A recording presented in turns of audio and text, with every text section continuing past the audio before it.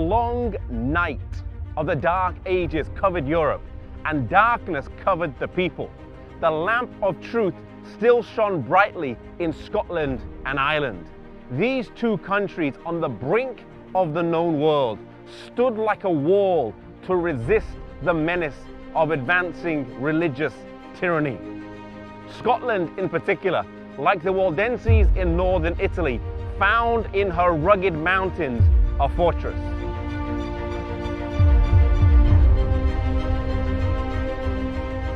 Iona is an isolated island that has become famous in Christian history.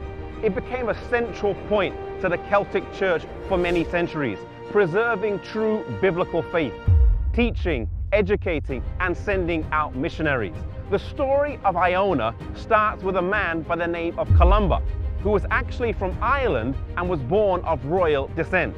He lived in Ireland and worked there till the age of 32. And from the ages of 25 to 32, he is credited with raising up over 300 churches. Having a missionary spirit burning deep within him, he set sail from Derry in the year 563 with 200 of his companions and came to Scotland. They landed here in Iona, just off the coast of the Isle of Mull, in this bay, which is today named Columbus Bay. Despite finding a windswept and barren island, they built houses, planted crops, and founded a Christian school which would later attain the highest reputation for the pursuit of biblical study and science.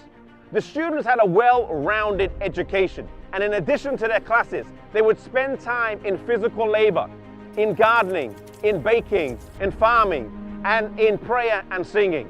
The students would frequently have to spend 18 years of study before they were ordained for the gospel ministry. It was not a monastery, and they were not monks. It was a great mission training institute. The Bible was central to Columba and the school here in Iona. Columba built a church on the Bible and the Bible alone, and is credited with copying 300 copies of the New Testament himself with his own hands. Imagine how many copies his students and fellow faculty produced over the many years the school was based here on this little island of Iona. They followed the commandments of the Bible, including keeping the fourth commandment. In fact, the church here in Iona kept the Sabbath for several centuries. In many ways, the believers here were preserving a faith that was handed down to them over the generations since the earliest believers. They did not see themselves as reformers or as breaking away from Rome, for the faith that they kept had been around much longer. Columba labored here for 34 years before passing to his rest on the 9th of June, which was a Sabbath day. Iona would for many centuries be a leading center of the Celtic Church, sending missionaries out from the shores of Scotland, flowing to the continental church.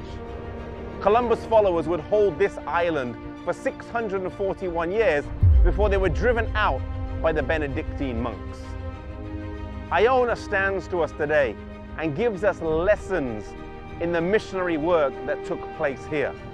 While today many people come for a time of peace, reflection, and contemplation, a place where they can feel closer to God, we cannot deny the work that took place here.